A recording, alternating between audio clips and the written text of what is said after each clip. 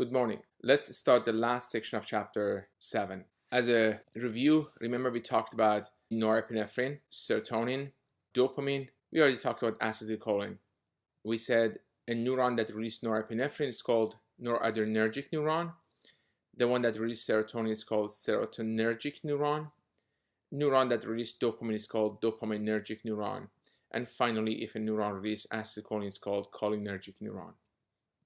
In this column, you can find the location for those neurons that contains these neurotransmitters. Here shows the structures that this neuron will innervate, and here shows the function. We went through all of this one, and this table can summarize those information. Now, let's start a new neurotransmitter, and that is histamine. Histamine is derived from an amino acid called histidine. Majority of this neuron that contain histamine is found in hypothalamus. I showed you already the location of hypothalamus. If you remember, we said this area is called diencephalon, and this location is hypothalamus. The arrow is not pointing to the right area, it should point to this area, this hypothalamus. And this is pituitary gland. Just to let you know, this gland is being controlled by hypothalamus. Hypothalamus controls this gland also. Hypothalamus contains many nuclei, and you know what nucleus is, collection of cell body. Each of those nucleus has different function. Some of the function of hypothalamus is controlled or modified by the function of histamine. For instance, we know that hypothalamus is involved with cardiovascular control. We know hypothalamus is involved in the food intake with your satiety and hunger. Hypothalamus controls your body temperature. And as we mentioned a few minutes ago, hypothalamus controls your pituitary gland. Pituitary gland is a gland that produces some hormones. I don't want you to memorize the name of hormone right now. I just want you to know that histamine is found in the hypothalamus and controls some function of the hypothalamus. Those functions relates to cardiovascular control, like blood pressure, food intake, body temperature, and controls of pituitary gland. So for now, the name of the hormone is not super important. Let's move on to the next group of neurotransmitters, and that is amino acids. We divide amino acids in two groups, excitatory and inhibitory. Excitatory amino acid as neurotransmitter is found in the CNS, and we have two of them, glutamic acid and aspartic acid. Glutamic acid is the most common excitatory neurotransmitter in the brain. More than 50% of all neurons in the brain that have receptor for glutamic acid. Glutamic acid, majority of time, create excitation. In some cases, may cause inhibition, although, as I said, majority of time create excitation, 80% of time, but in 20% of the time may cause inhibition. We are not going to get to that inhibition function of the glutamic acid. We only discuss the excitatory action of the glutamic acid.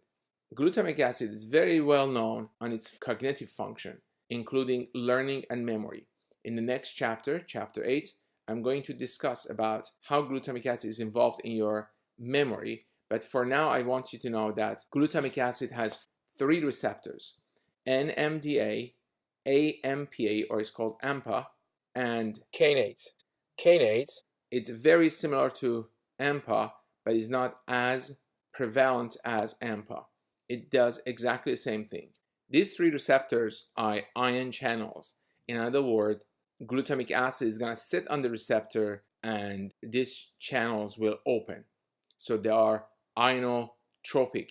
The channel and the receptor is the same thing. NMDA and AMPA are the ones that are involved in the memory process. Glutamic acid also has other receptors that they are not channels themselves. They are metabotropic. In other words, glutamic acid is going to sit on them and they're going to use G protein. The channel and receptor are 2 different structures. For our class, since it's a basic physiology course, we are not going to go through these metabotropic receptors. We only discuss the ionotropic. We are going to talk about detail of these receptors in the next chapter, chapter 8, when we talk about memory. After glutamic acid sits on the receptor, like any other neurotransmitter, we have to remove them. Otherwise, the effect of glutamic acid continues. To remove glutamic acid, we're going to reuptake glutamic acid back inside the presynaptic neuron or inside the glial cells. So to remove glutamic acid, we have a reuptake system. It's called excitatory amino acid transporter, or it's called EAAT. Let me show you. In this picture, you can see here is the presynaptic neuron. This is a glial cell. Let's say that this cell is going to release glutamic acid. As you can see, this purple one are glutamic acid. When the glutamic acid is released, we have to be able to recycle glutamate. When this neuron releases glutamate, this glutamate is going to come to the synaptic cleft, and some is going to come back inside the presynaptic neuron through this EAAT and get recycled. But majority is going to enter to the glial cells, specifically astrocyte, again through the same transporter. It's called EAAT. And when this glutamic acid is going to come inside the astrocyte is going to turn glutamic acid to the glutamine thanks to glutamate synthase. Glutamine synthase needs NADPH. So NADPH is needed for this process of changing glutamic acid to glutamine. Glutamine later is going to leave this astrocyte, is going to come to synaptic cleft, and again is going to be reuptaked back inside the presynaptic neuron, and inside this presynaptic neuron, now glutamine is going to change to glutamic acid through the enzyme is called glutaminase. Here you have to correct this one. It's not GDH, but it's glutaminase. When you create glutamic acid, this glutamic acid is going to get back inside the vesicle and can be released again.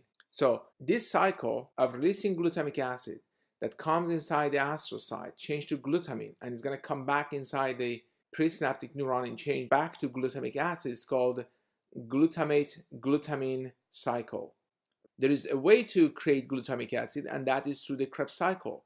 Alpha-ketoglutarate acid can change to glutamate thanks to the enzyme is called glutamate dehydrogenase. I hope you remember something like this that I showed you when we talk about metabolism.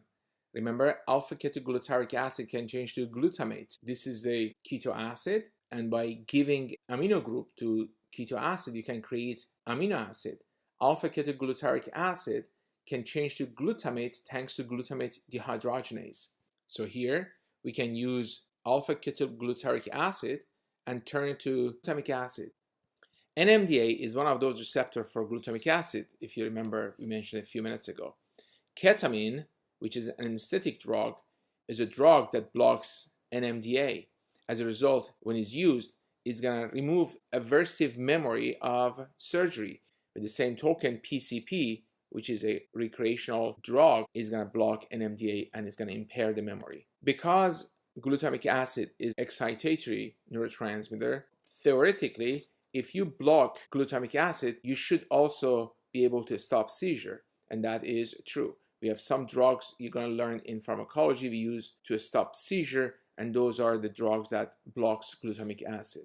Let's move on to inhibitory amino acid. The first inhibitory amino acid that we need to know is glycine.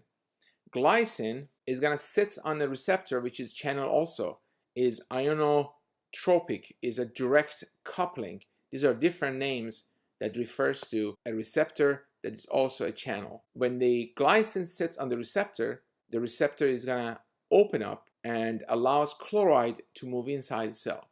As you all know by now, when the chloride comes inside the cell, is a negative ion, and as a result inside the cell become negative and blocks or inhibits the neuron. We use glycine in brainstem, but more commonly in the spinal cord. In the spinal cord, glycine can regulate your skeletal system movement. For instance, if you want to flex your elbow, you have to contract your biceps and then you have to relax your triceps muscle. To do so, we need to release glycine to relax triceps muscles. In other words, you cannot contract biceps and triceps at the same time.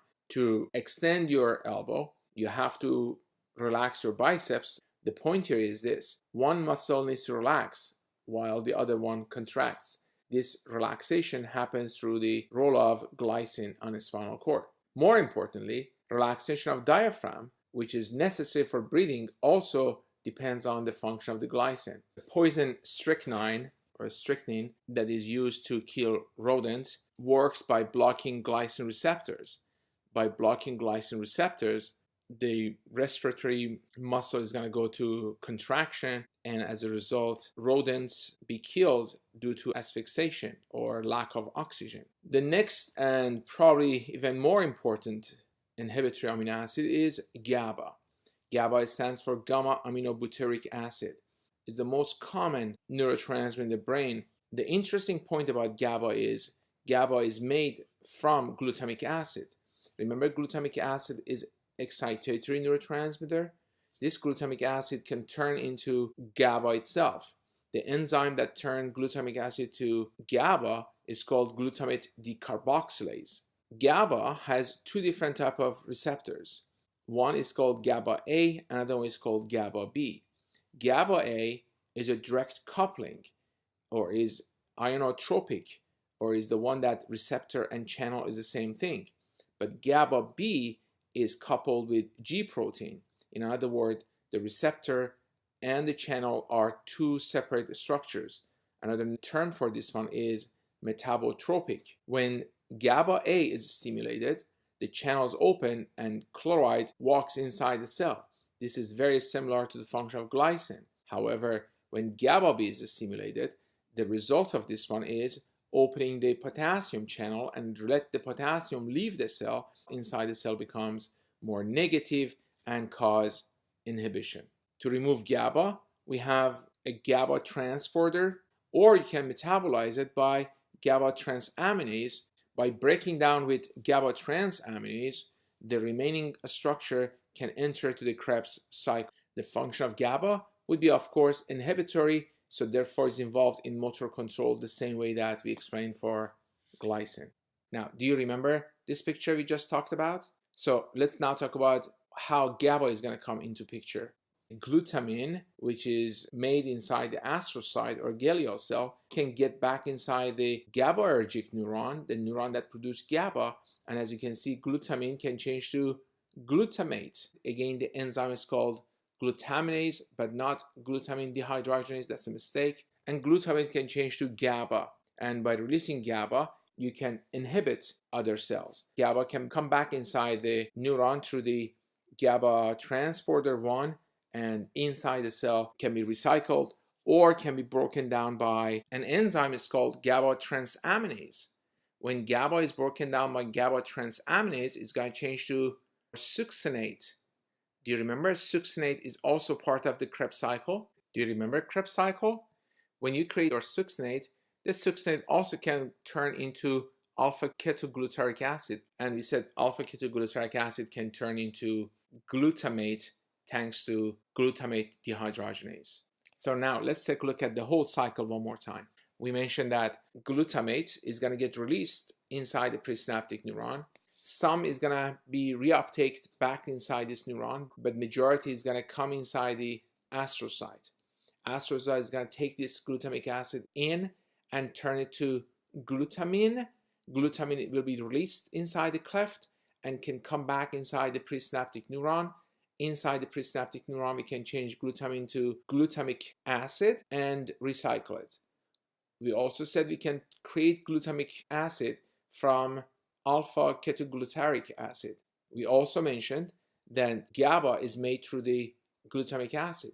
Glutamic acid can create GABA. When the GABA is released inside the presynaptic neuron, after it does what it's supposed to do, can be recycled back inside the cell or can be broken down by GABA transaminase. GABA transaminase is going to turn GABA into succinate. We said succinate can go through the cycle of Krebs and create alpha ketoglutaric acid again. And alpha ketoglutaric acid then is going to turn back into glutamic acid, and this cycle can goes on and on. And for the last time, this slide shows what we just mentioned. Glutamate is going to change to gamma aminobutyric acid or GABA thanks to glutamate decarboxylase. GABA, after being released, can be reuptake inside the presynaptic neuron to be recycled, or you can break it down by GABA transaminase and change it to succinate. And succinate coenzyme is part of the Krebs cycle, and can turn to alpha ketoglutaric acid, and alpha ketoglutaric acid can turn back and create glutamate again. So now let's talk about a couple of clinical vignettes for this one. So make sure you understand how important this information is. GABA A, that we said is linked to the chloride channel, is a target for many drugs that we use as sedative. For instance, benzodiazepine. People, they take it before going to surgery. People, they take it when they are stressed out or they want to sleep. Those drugs works on GABA A. It's going to open GABA A and it's going to bring chloride inside the cell and slow down your neurons' activity. With the same token, barbiturate also works based on the GABA A. So by learning this one, you're literally improving your understanding of pharmacology also. Also, I want to talk to you about Huntington.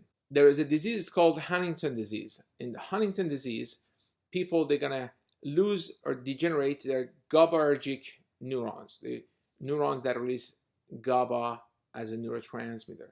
They start moving unintentionally. This type of movement is called choreiform movement.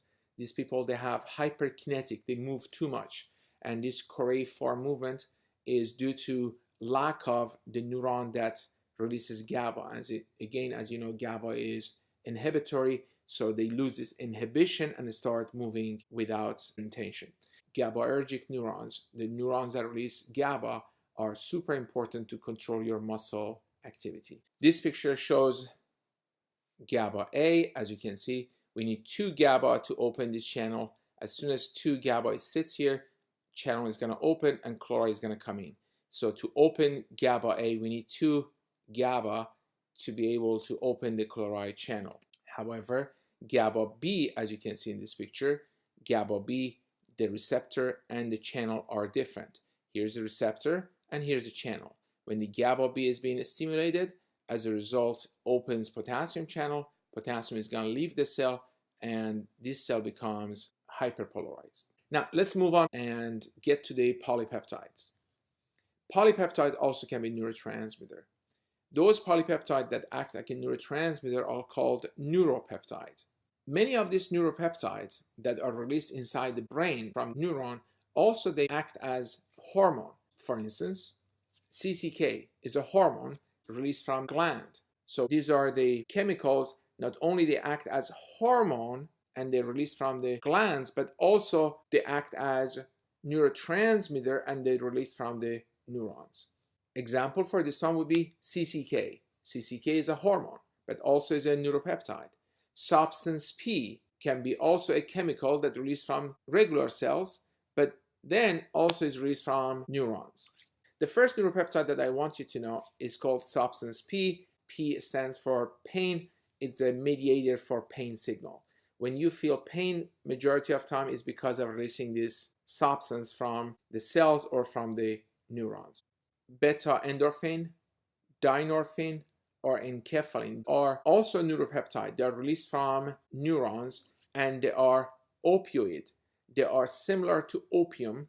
They do the same function, but you have it in your neurons. By releasing this opioid from the neurons, of course, the patient is going to feel euphoria, feels happy, relaxed. When you exercise, when you eat and you're relaxing, your body is going to release opioid. So as a result, you feel good about yourself. Opioid or opium, they have so many great functions. That's why your body has it. Obviously, abusing it is going to cause trouble. But in the normal amount, when your body produces it, it's going to give you the sense of euphoria, decrease pain, is going to adjust your blood sugar, and has very important role in homeostasis. These opioids are produced inside the brain and also inside the pituitary glands. They use second messenger to function. In other words, the receptor and channel, they are not the same thing. It's metabotrophic. The next neuropeptide is called neuropeptide Y or NPY. Neuropeptide Y deals with appetite. Neuropeptide Y is the most common neuropeptide in the brain. It's synthesized and released in the hypothalamus. Remember, hypothalamus is responsible for satiety and sense of hunger. Neuropeptide Y is released from hypothalamus and stimulates the sense of hunger. I don't know if you heard about leptin. If you go to Whole Food and look at those bottle of the pills that claim that is going to stop your appetite, you can see one of the active ingredient of those bottles are leptin. Leptin is a product that inhibits neuropeptide Y. Remember, neuropeptide Y is going to increase or stimulate your hunger, but leptin is going to block it. There are two centers in the hypothalamus, or there are two nucleus in the hypothalamus. One is called the ventromedial nucleus, and another one is called lateral zone. Ventromedial nucleus is a target for leptin. Leptin is going to stimulate this nucleus, and by stimulating this nucleus, you're going to feel full. On the other hand, leptin is going to come to the lateral zone and is going to inhibit lateral zone, because lateral zone is a center in your hypothalamus that makes you to feel you're hungry. And leptin is going to come to this guy and block it. So leptin by stimulating ventromedial is going to give you a sense of fullness, and by blocking lateral zone is going to make you to feel less hungry. And all this function is going to happen by inhibiting neuropeptide Y. Another function that probably you need to know for neuropeptide Y, besides its function on appetite, would be the role of neuropeptide 1 on stress, circadian rhythm, and cardiovascular. Since neuropeptide Y is synthesized and released from hypothalamus, it seems like affect other function of hypothalamus. We mentioned a few minutes ago that hypothalamus has so many functions. Now I want you to know that hypothalamus is responsible for your emotion. It's going to deal with your stress. Hypothalamus also is responsible for your circadian rhythm, when you wake up and you sleep, and cardiovascular control.